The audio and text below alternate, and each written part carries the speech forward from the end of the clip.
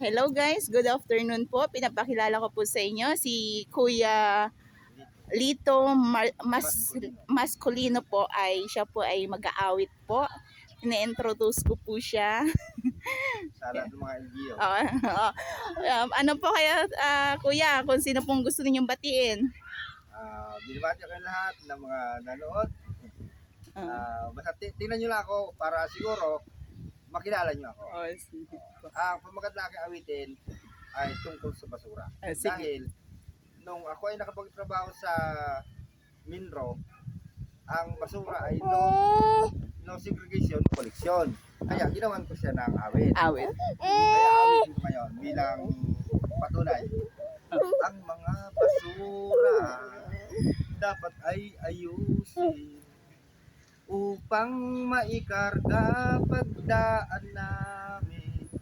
Pag ito'y may halo, ito ay hindi kukunin.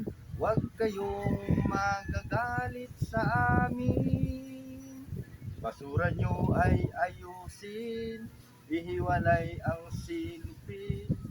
Huwag ninyong ihalo sa dahon at papel upang ito ay makuha at maikarga namin. Siguradong bakuran nyo'y lilinis din. Wow, Salamat. napakagaling po, Kuya Lito. Thank you po sa inyo po, sa inyong magandang awitin po.